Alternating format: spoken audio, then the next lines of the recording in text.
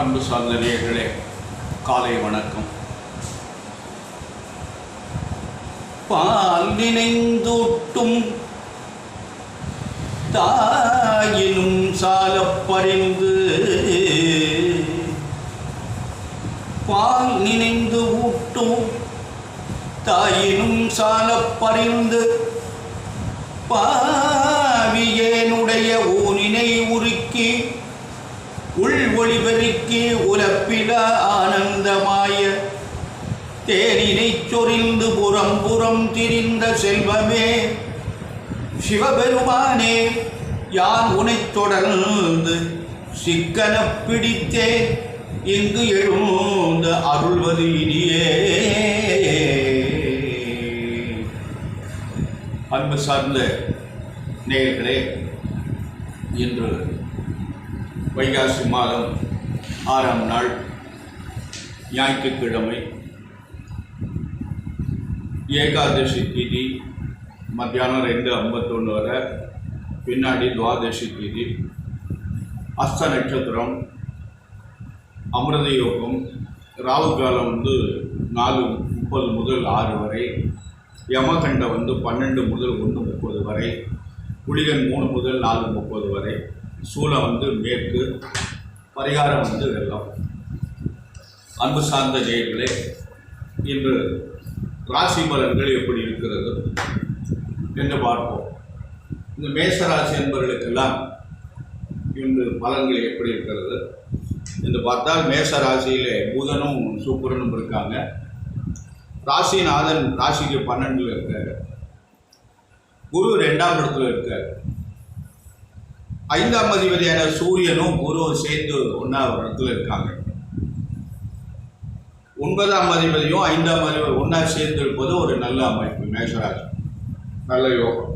அதுவும் குடும்பஸ்தானமான 2ஆம் இடத்துல இருக்காங்க. 2ஆம் அதிபதி ராசியில் இருக்கார். இது ஒரு நல்ல நிறைவு தான்.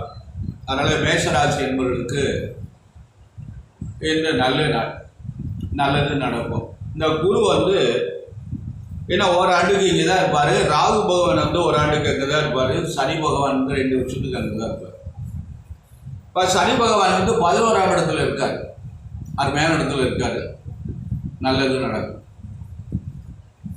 அதனால் இன்று மேஷராசி என்பவர்களுக்கெல்லாம் நல்ல நாள்.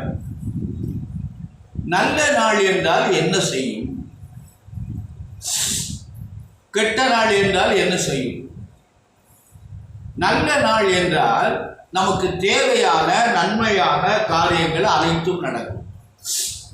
கெடுதலான நாள் என்றால் செலவுகள் அதிகமாகும், காரியங்கள் எதுவும் நடைபெறாது. அப்போ நம்ம அந்த நேரத்தில் கெடுதல் நாள் என்றால் கிரகங்கள் பலமாக இல்லை என்றால் அந்த காலங்களில் நம்ம எந்த காரியத்தையும் செய்யக்கூடாது, முதலீடு செய்யக்கூடாது, பயணங்கள் போகக்கூடாது, தொழில் துவங்கப்படாது. அந்த காலங்கள் சற்று பொறுமையாக இருந்துவிட்டு அதுக்கப்புறம் தொழிலை துவங்கணும்னா சிறப்பாக இருக்கும். அதனால் இந்த மேஷராசி என்பவர்களுக்கு அருமையான நாள்.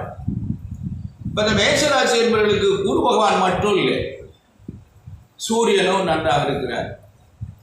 சனி பகவான் ரொம்ப சிறப்பாக இருக்கிறார், 11ஆம் இடத்துல இருக்கிறார். இது நல்ல அமைப்பு. அடுத்தபடியாக ரிஷபராசி என்பவர்களே, இந்த ரிஷபராசி என்பவர்களுக்கு குரு நல்லவன் கிடையாது. குரு யார் அப்படின்னா ரிஷபத்துக்கு 8 கூடியவர், விரயத்தை பண்ணக்கூடியவர் தான். அவர் லக்னத்தில் வந்திருக்கார். இப்போ என்ன பண்ணுவார்னா கொஞ்சம் பிரச்சனைகளே அதிகமாக கொடுப்பார். கவனமாக நடந்து கொள்ளணும். ஆனால் ராகு பகவான் 11 இருக்கார், சனி பகவான் 10ஆம் இடத்துல இருக்கார். இவங்க 2 பேரும் பிரமாதமாக இருக்காங்க. சனி 10ல் இருந்தால் தொழில் பிரமாதமாக இருக்கும், லாபம் நன்றாக கிடைக்கும். ராகு 11 இருந்தால் இப்போ வருமானங்கள் அதிகமாக இருந்தால் நம்ம கவனமாக நடந்து கொள்ளலாம். இருப்பினும் கவனம் தேவை. பிரச்சனைகள் ஏற்படுகின்ற அளவில் எதையும் காரியத்தையும் செய்து விட வேண்டாம். எந்த சிக்கலையும் ஒரு பெரியவங்கள்லாம் அந்த காலத்தில் என்ன பண்ணாங்கன்னா பஞ்சாயத்து பண்ணுவாங்க, உட்கார்ந்து பஞ்சாயத்து பேசிட்டு இருப்பாங்க. சூழ்நிலை சரியில்லைன்னா என்ன பண்ணுவாங்கன்னா பக்கத்தில் முக்கியமான ஆளை கூப்பிட்டு இதுக்கு தீர்ப்பு இதுதான், இதை சொல்லி நான் அந்த வந்துடுறேன் அப்படின்ட்டு டக்குன்னு எந்திரிச்சு வெளியில் போயிடுவாங்க. அதனுடைய கருத்து என்ன தெரியுமா? நம்ம வாய்னாலேயே இதை சொல்லுவானே, நமக்கு நேரம் சரியில்லை, அதனால் பக்கத்தில் இன்னார் தான் சொன்னார் அப்படின்னு நம்ம சொன்னோங்கிறத வேற, இன்னார் தான் சொன்னாருங்கிற ரிசல்ட் ஒன்று நம்ம சொன்னதாக வராது. இதெல்லாம் ரொம்ப ராஜதந்திரம்னு பேர். அதனால் நம்ம அதுலேருந்து வெளியில் வந்துடுறது, நம்ம பிரச்சனைகள் ஆளாகாமல் தவிர்த்துக்கிறதுனால இப்படிலாம் பண்ணுவாங்க. நான் இதெல்லாம் என்னுடைய வயதில் நிறைய பார்த்துருக்கேன். அந்த மாதிரி சில சிக்கல்களை மாட்டாமல் நாம் தவித்து கொண்டவையானால் பிரச்சனைகள் நமக்கு வராது. தேவையில்லாமல் பிரச்சனைகளை என்ன பண்ணுது பார்ப்போம்னா நம்ம மாட்டிக்க வேண்டியதான்.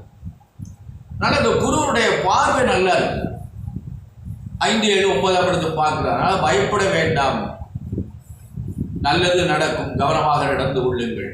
அடுத்தபடியாக மிதுன ராசி என்பவர்களே, உங்களுக்கும் குரு பகவான் நல்ல கிரகம் இல்லை, 7ஆம் அதிபதி. அதனால் அவர் உங்களுக்கு 12ல் இருக்கார். செலவினங்களை அதிகமாக கொடுப்பார். ஆனால் ராகு பகவான் 10ஆம் இடத்தில் இருக்கார். ராகு 10ல் இருப்பது பெரிய சிறப்பு, தொழில் சாணம் சிறப்பாக இருக்கும். செவ்வாயை பற்றி பயப்பட வேண்டாம், ஏன்னா ராகுவோட செவ்வாய் சேர்ந்தோட செவ்வாய் டம்மியாயிடும். அதனால் இந்த செயல் இழந்துவிடும், டம்மி என்றால் செயல் இழந்துவிடும் என்று போடும். அதனால் இது உங்களுக்கு ஒரு நல்ல பலனை தரும். ஆக கவனமாக நடந்து கொள்ளுங்கள். விரயம் தர்ற மாதிரி எதையும் செஞ்சிடாதீங்க, புதிதாக எதையும் செய்யாதீர்கள். இடம் வாங்கலாம், வீடு கட்டலாம், குழந்தைகள் திருமண பருவத்தில் இருந்தால் திருமணம் செய்து கொடுக்கலாம். இதெல்லாம் நல்ல விரயம் என்று போடும். அதனால் அந்த மாதிரி காரியங்களை செய்யுங்க, நல்லது நடக்கும். கடகராசி என்பவர்களே, உங்களுக்கு நல்ல நாள். ஆனால் உங்களுக்கு சனி பகவான் 8ல் இருக்கார், அஷ்டம சனி. காரியங்களை தடைப்படுத்துவார், தாமதமாக்குவார். கடகராசிக்கு 7, 8 கூடியவர் சனி 8லே இருக்கார். பாவி, அவர் நல்லது செய்ய மாட்டார். 2 வருஷம் இருக்கார். நீங்க எதிர்பார்க்கின்ற காரியங்களை பூரா தடைப்படுத்துவார், தாமதமாக்குவார். ஆகவே கவனமாக நடந்து கொள்ளுங்கள் அன்பான நேயர்களே. ஆனால் குரு பகவான் உங்களுக்கு 11ஆம் இடத்துல இருக்கார், சுக்கிரன் 10ல் இருக்கார், புதன் 10ல் இருக்கார். இதெல்லாம் நன்மை. ஆனால் சனி பகவான் 8ஆம் இடத்தில் இருக்கின்ற போது காரியங்கள் தடையாகும், தாமதமாகும், நல்ல விதமாக முடியும். கவனமாக நடந்து கொள்ளுங்கள். சனி பகவானுடைய வழிபாடுகளை செய்யுங்கள், நல்லதே நடக்கும்.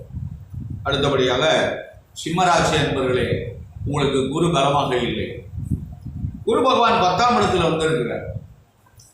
ஆக இந்த யாருக்கு குரு 5 கூடியவர், நல்லது செய்யக்கூடியவர். ஆனால் 10ஆம் இடத்தில் இருக்கார். 10ஆம் இடம் குருவுக்கு நல்ல இடம் இல்லை. 7ல் சனி வேறு இருக்காரு, 8ல் செவ்வாய் ராகு வேறு இருக்கு. இதெல்லாம் உங்களுக்கு ஒரு நல்ல இடம் கிடையாது. ஆனால் 10ஆம் அதிபதி சுக்கிரன் 9ஆம் இடத்தில் இருக்கார். அதனால் தொழில் சாணம் நன்றாக இருக்கும். சுக்கிரன் 10 கூடியவர் 9ஆம் இடத்தில் இருக்கிறது. அது நல்ல அமைப்பு. அதனால் உங்களுக்கு நல்லதே நடக்கும். இருப்பினும் கெட்ட பேர் ஏற்படும். அதனால் ரொம்ப நிதானமாக கவனமாக நடந்து கொள்ளுங்கள். கெட்ட பேர் ஏற்படுகின்ற அளவுக்கு எந்த காரியத்தையும் செய்து விடாதீர்கள். ஒரு வேலை பார்க்கின்றீர்கள்னா கவனமாக செய்யுங்கள். மேலதிகாரியிடம் பணிவாக நடந்து கொள்ளுங்கள். நிச்சயமாக கவனமாக நடந்து கொண்டீங்கன்னா மேலதிகாரி கோபமாக ஏதாவது திட்டினா கேட்டுட்டு பேசாமல் இருந்துருவோம். சாரி, இனிமேல் அந்த மாதிரி செய்ய மாட்டேன் சார், நீங்கள் அந்த தப்பு பண்ணலாம், இனிமேல் அந்த மாதிரி செய்ய மாட்டேன் சார், திருத்திக்கிறேன் சார் அப்படின்னு சொல்லியிருக்கோம். அதனால் குற்றம் இல்லை. பணிவு என்பது முக்கியம். இல்லை என்றால் உங்களுக்கு பேர் கெட்டு போய்விடும். நல்ல பேர் வாங்குவதற்கு நீண்ட நாள் பாடுபட வேண்டும். கெட்ட பேர் வாங்குறதுக்கு ஒரு நிமிஷத்தில் கெட்ட பேர் வாங்கிடலாம். ஆகவே கவனமாக நடந்து கொள்ளுங்கள். அடுத்தபடியாக கன்னிராசி அன்பர்களே, உங்களுக்கு குரு பகவான் நல்ல இடத்துல இருக்கார். 9ஆம் இடத்துக்கு வந்துட்டார். ஆனால் உங்கள் ராசியில் கேது இருக்கார். ராசியில் கேது இருந்தால் குழப்பமான சூழல், எதையுமே சட்டுன்னு முடிவெடுக்க முடியாது. ராசியிலேயோ லக்னத்திலேயோ ராகு கேது செவ்வாய் சனி இதெல்லாம் இருக்கக்கூடாது. இதெல்லாம் இருந்தால் நம்மளை சட்டுன்னு வளர விடாது. அதனால் நீங்கள் கொஞ்சம் கவனமாக இருப்பது நல்லது. ஆனால் குரு பகவான் 9ஆம் இடத்துல இருக்கார். ஒரு ஜாதகத்திலே லக்னத்துக்கு 9ஆம் இடத்துல குரு இருந்தால் அந்த ஜாதகத்துக்கு எந்த தோஷமும் கிடையாது. எந்த இடத்துல பாவக்கிரகம் இருந்தாலும் 9ஆம் இடத்துல குரு இருந்தால் அந்த ஜாதகத்துக்கு எந்த தோஷமும் கிடையாது. அதே மாதிரி ராசிக்கு 9ல் குரு இருக்கார், ஒன்றும் செய்யாது, நல்லதே நடக்கும். 4ஆம் அதிபதி போய் 4, 7 கூட ரூபாய் 9ஆம் இடத்துல இருக்கார், நல்லது, நன்மையே நடைபெறும். சனி பகவான் உங்களுக்கு 6ஆம் இடத்துல இருக்கார், அருமையான அமைப்பு. 2 வருஷம் இந்த இடத்துல இருக்கார் சனி. சனி பகவான் உங்களுக்கு 5 கூட வரும். 5ஆம் அதிபதி 6ஆம் இடத்துல இருந்துட்டு 2 வருஷம் உங்களுக்கு நல்லது செய்வார். இந்த ஓராண்டு உங்களுக்கு நல்ல அருமையான நாள். குருவும் நல்ல இடத்துல இருக்கார், சனி பகவான் நல்ல இடத்துல இருக்கார். அதனால கவனமாக நடந்து கொள்ளுங்கள், நல்லதே நடக்கும். துளாராசி என்பவர்களே, உங்களுக்கு குரு 8ஆம் இடத்துக்கு வந்துட்டார். அஷ்டம குரு என்று சொல்லுவது. 8ஆம் இடத்துல குரு வரும்போது எந்த காரியத்தையும் செய்ய விட மாட்டார், தடைப்படுத்துவார், தாமதமாக்குவார். விரயத்தெல்லாம் ஒன்றும் பண்ண மாட்டார். 8ல் குரு வரும்போது எந்த காரியம் செய்யப்படும். அதனால அது ரொம்ப கவனமாக இருந்து கொள்ளுங்கள். அதனால உங்களுக்கு 6ல் ராகு இருக்கு. இன்னும் ஓராண்டு 6ஆம் இடத்து ராகு. உங்க 6ஆம் இடத்து ராகு உங்களை எந்த குறையும் இல்லாமல் பார்த்துக் கொள்ளுவார். ஏன்னா துளாராசி என்பவர்களுக்கு ராகு பகவான் நட்பு கிரகம், குரு பகவான் பகை கிரகம், 6ஆம் அதிபதி. 6ஆம் அதிபதி 8ல் இருந்தது நல்லதுதான். 6ஆம் அதிபதி 8ல் போயிருந்தா மறைவு என்று போய் 8ல் மறைஞ்சிட்டா கெடுதல் பண்ணாது, நல்லது பண்ணாட்டாலும் பரவாயில்லை. அது சில பேர் நல்லது செய்யும் என்று பிரமாதமா ராஜயோகத்தை பண்ணும் என்று சொல்லுகின்றார்கள். அது அனுபவிச்சால் தான் அதனுடைய பலன் தரும். இப்போ குரு பகவான் இந்த துளாராசி என்பவர்களுக்கு ராஜயோகத்தை கொடுக்குறாரா என்று இந்த துளாராசிக்காரங்களை கேட்டால் தான் தெரியும். ஏன்னா அனுபவம் தான் பாடம். அதனால இன்னும் அனுபவம் நிறைய வேண்டி இருக்கிறது. எதையுமே நம்ம உறுதியிட்டு சொல்ல முடியவில்லை. அனுபவம் தான் நமக்கு நிறைய படிக்க படிக்க நமக்கு மென்மை தரும். அனுபவங்கள் நல்ல பலன்களை தரும். ஆகவே உங்களுக்கு என்னை பொறுத்தவரை இந்த 8ல் இருக்கிற குரு உங்களுக்கு கெடுதலை எதையும் செய்வதற்கு வாய்ப்பு இல்லை. அதனால கவனமாக நடந்து கொள்ளுங்கள். ராகு பகவான் உங்களுக்கு 6ஆம் இடத்துல இருக்கார். அடுத்து விருச்சிக ராசி என்பவர்களே, உங்களுக்கு குரு பகவான் 2, 5 கூடியவர் 7ஆம் இடத்துல இருக்கார். விருச்சிக ராசி என்பவர்களுக்கு பாக்கியத்தை கொடுக்கக்கூடியவர் குரு பகவான், குடும்பஸ்தானாதிபதி, பாக்கியஸ்தானாதிபதி. அவர் களத்திர ஸ்தானத்தில் போய் 5ஆம் 7ஆம் இடத்துல இருக்கார். திருமணம் நடைபெறும், குழந்தைகள் கிடைக்கும், நல்ல காரியங்கள் எல்லாம் நடைபெறும், எல்லா காரியங்களுமே நன்மையாக முடியும். ஆனால் உங்களுக்கு 4ல் சனி இருக்கு, 5ல் ராகு. கவனமாக நடந்து கொள்ளும். உடல்நிலை சற்று கவனம் தேவை. 4ஆம் இடம் சுகத்தானம், அந்த இடத்துல சனி பகவான் தான் சுகத்தை கெடுத்துருவார். 5ஆம் இடம் புத்தி பாக்கியஸ்தானம், அதில் செவ்வாயும் ராகும் இருந்தால் நல்ல காரியங்களை தாமதப்படுத்துவார். அதில் சற்று கவனமாக நடந்து கொள்ளுங்கள். குரு 7ல் இருக்காரு, நல்லதே நடக்கும், ராசியை பார்க்கிறார். அடுத்து தனுசு ராசி என்பவர்களே, உங்களுக்கு சனி பகவான் 3ல் இருக்கார். 7ல் சனி முடிஞ்சு 3ஆம் இடத்துக்கு போயிட்டாரு. 4ல் ராகு இருக்கார். இது ரெண்டும் உங்களுக்கு அருமையான பலன். ராகு என்ன ஓராண்டு இருப்பார், சனி என்ன 2 வருஷம் இருப்பார்.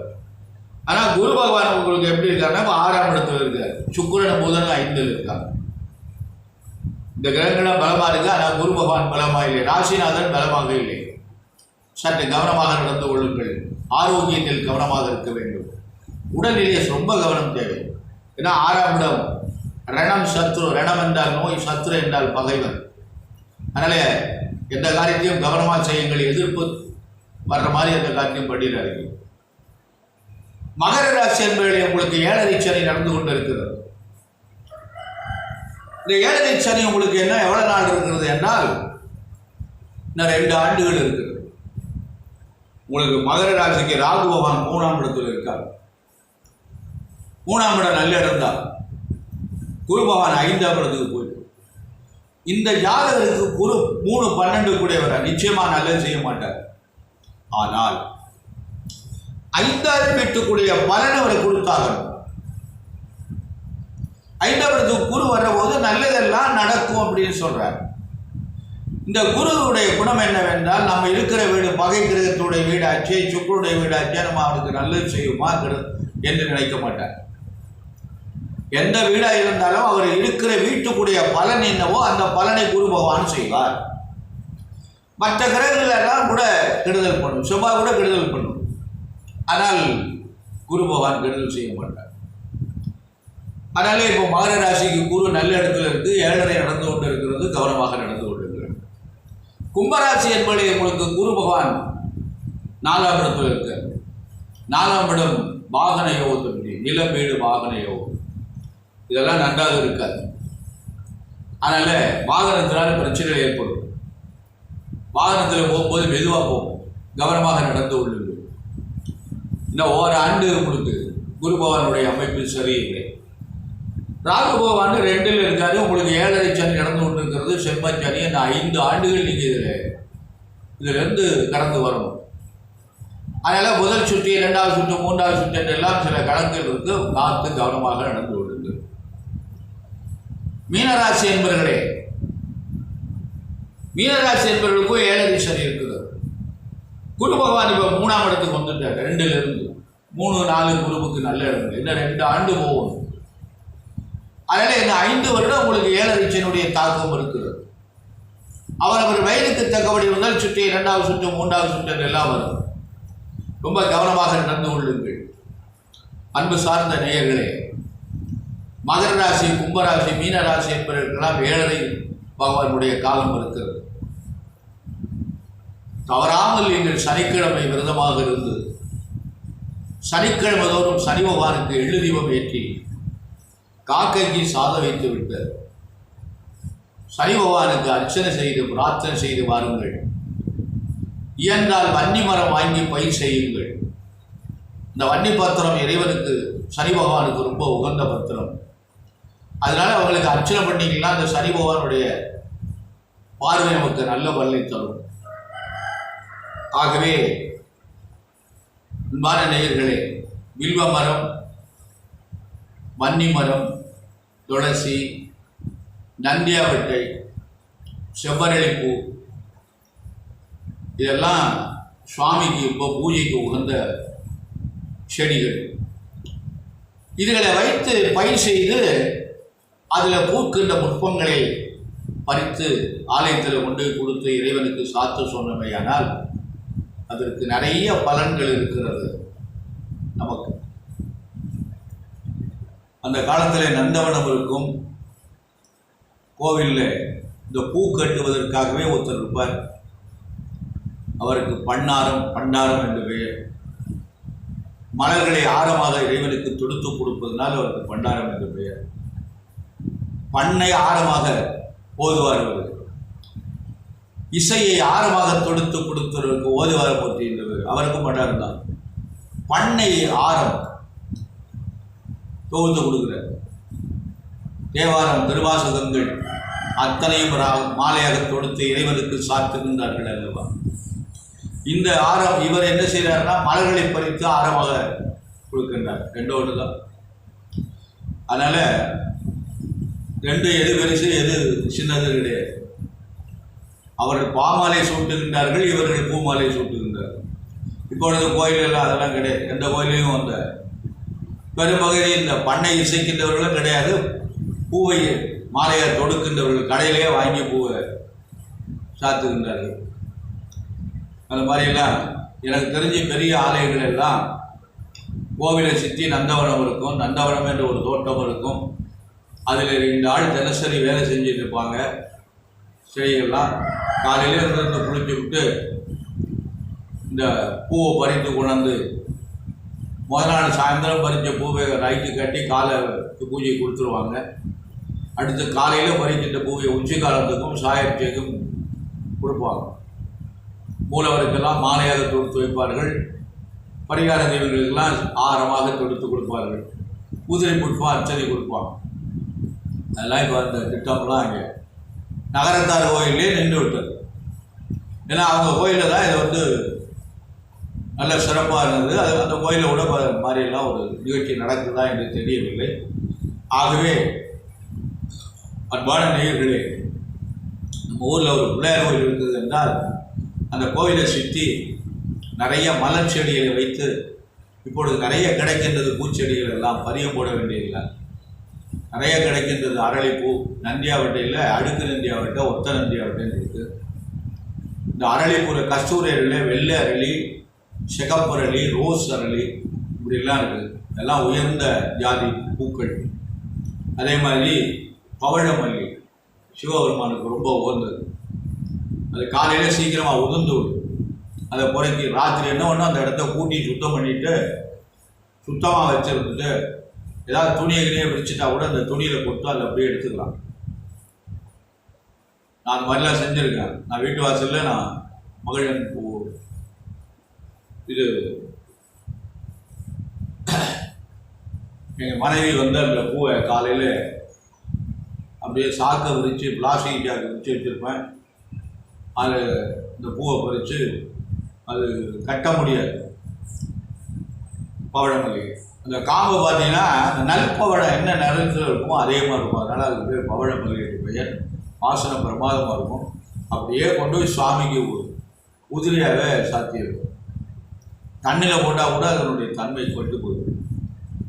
அதனால் அந்த பூவை அப்படியே கொண்டு போய் சுவாமிக்கு சாத்துறது அதெல்லாம் ஒரு பெரிய உயர்ந்தது. அந்த மாதிரி செடிகள் எல்லாம் வாங்கி கோயில் ஓரங்களில் வைத்து பயிர் செய்து அந்த மலர்களை இறைவனுக்கு சாத்தினாலே நமக்கு எல்லா கஷ்டங்களும் தீரும். வாழ்நாள் பூரா நமக்கு வேலைகள் இருக்கிறது, ஆனால் நமக்கு நல்வழியில் பயணம் பண்ணுவதற்கு மனது வரமாட்டேங்கிறது. அதுக்கு நேரம் இல்லை என்று சொல்கிறோம். தேவையில்லாத என்ன நம்மளால் செய்து கொண்டிருக்கிறோம், தேவையானதை நாம் செய்வதில்லை. அன்பான நேயர்களே, தவறாக எண்ணாதீர்கள். எல்லா மக்களும் கஷ்டமில்லாமல் நலமுடன் வாழ வேண்டும். அதனால் இறைப்பணி தான் நமக்கு ரொம்ப உயர்ந்தது.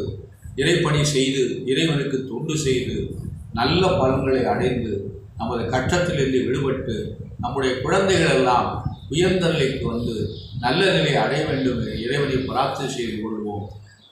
நன்றி, வணக்கம்.